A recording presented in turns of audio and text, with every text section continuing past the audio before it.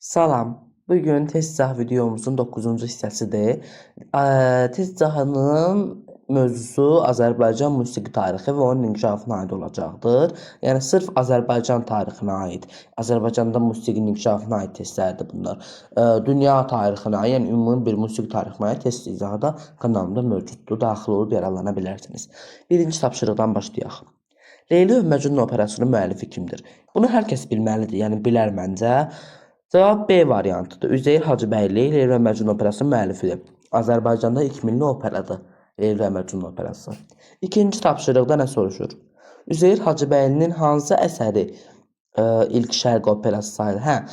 Bu da cavab olacaq D variantı, Leyli və Məcnun operası. Niyə? Üzeyir Hacıbəyli bu Leyli və Məcnun operası ilə sırf Azərbaycanda, sadəcə Azərbaycanda ilk milli operanı yaratmadı. Hətta bütün müsəlman şərqində ilk milli operanın yaradıcısı olmuşdur.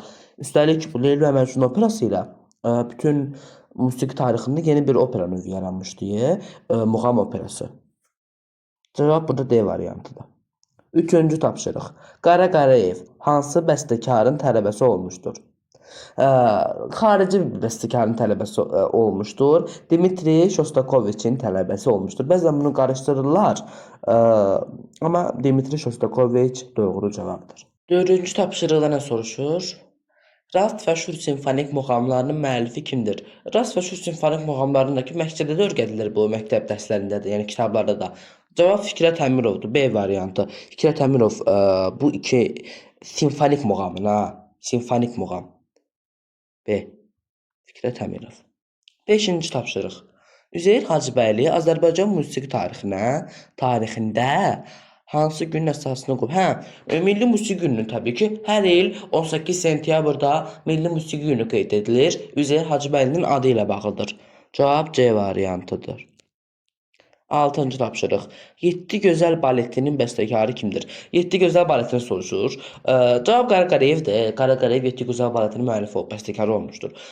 Siz Azərbaycan musiqi tarixinə öyrənəndə, bu mövzulara gələndə nə etməlisiniz? Öyrənirsinizsə Azərbaycan musiqi tarixini. Öncə operalar, baletlər, operettalar, bunların müəllifləri ilə başlayın. Sonra o müəlliflərin həyatını öyrənməyə başlayın. Belə öyrənsəz daha yadınıza qalacaq. Həm də ki, belə öyrənmək lazımdır da. Cavabımız oldu deməli B variantı. Tapşırıq 7. İlk Azərbaycan komediya operettası hansıdır? O olmasın, bu olsun operettası. Deməli, Üzeyir Hacıbəylinin operettalarından biridir bu da. A variantı doğru cavabımız olacaq. 8-ci tapşırıq. Azərbaycanın məşhur dirijoru Niyazi hansı əsərlə tanınır? Zaqatala suitası. Burada doğru cavab Zaqatala suitasıdır. O əsərlə tanınır. C. 9-cu tapşırıq. Koroğlu operasında məşhur uvertura kimindir? Koroğlu operasında Üzeyir Hacıbəylinin bu uverturanın bəstəkarı Üzeyir Hacıbəyli olmuşdur. Bu da C variantı. 10-cu tapşırıq. Fikrət Əmirov hansı janrın inkişafına görə dünya musiqisində tanınır? Fikrət Əmirov simfonik muğam janrı ilə dünyada tanınır. Hətta Rast və Şur simfonik muğamının yaradıcısı Fikrət Əmirov olmuşdur. Cavabımız oldu A variantı. Arşın Mallan filmindəki musiqinin müəllifi kimdir? Üzeyir Hacıbəyli, həm də ki, üstəlik Arşın Mallan operettasını Üzeyir Hacıbəyli tərəfindən bəstələnmişdir. 1913-cü ildə deməli həm şərq, həm də qərb musiqi üslubları bu əsərdə birləşib. Üzeyir Hacıbəyli birləşdirib. Dünyada 70-dən çox ölkədə göstərilib və tanınmaqdadır. Yəni tanınıb səhnəyə qoyulmuşdur. Cavabımız oldu bu da B variantı Üzeyir Hacıbəyli. Davam edək. 12-ci sual. Azərbaycanın ilk professional qadın opera müğənnisi kim sayılır? 4 dənə qadın adı verilmişdir burada. Amma cavab Şövkət Ələkbərovadır. Şövkət Ələkbərovanın mahnılarını da yəqin ki, A variantı.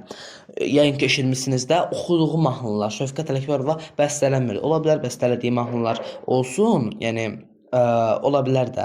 Amma ki, oxuduğu bir çox mahnı var da. Sən gəlməz olduğun küçələrə su səpmişəm, Alagöz, dərələr, yavaş-yavaş, qəlbimdə qadın, söz olmasaydı, tez gəl, hamıdan gözəl mənəm və s. Fərqli çox mahnısı var, oxuduğu mahnı çoxdur. 13. Qara Qarayevin müəllimi Üzeyir Hacıbəyli üçün bəstələdiyi məşhur orkestr əsəri hansıdır? Cavab B variantı. Elegiya. Deməli, elegiya nədir? Qara Qarayev Üzeyir Hacıbəyinin ölümündən sonra ona elegiya həsr etmişdir. Orkestr üçün bəstələmişdir. Amma Üzeyir Hacıbəyli Qara Qarayev müəllimi olmayıb. O dövrün ən məşhur bəstəkarlarından olduğu üçün müəllimi yazılmışdır. Qara Qarayev müəllimini biz demişdik də, demişdik Shostakovich olmuşdur. Şah İsmayıl operasının bəstəkarı kimdir? Şah İsmayıl operasını Müslüm Maqamayev bəstələmişdi. Deməli, Müslüm Maqamayevin ən tanınmış klassik operalarından biridir. Azərbaycan musiqisində qəhrəmanlıq boyutunda səhnəyə qoyulan ilk əsərdir Şah İsmayıl operası. Cavabımız oldu A variantı Müslüm Maqamayev. 15. Cəngi kimi tanınan məşhur simfonik əsər kimin yaradıcılığına aiddir? Cəngi Niyazinin yaradıcılığına aiddir. Həm dirijor idi, həm bəstəkar idi. Cəngi Niyazinin ən məşhur əsərlərindən biridir. Burada da cavabımız oldu D variantı. Bugünkü dərsimiz bu qədər. Əgər dərsi və videonu bəyəndinizsə, kanalıma abunə olmağı, videoya like atmağı və bildirişləri açıq saxlamağı unutmayın. Sağ olun.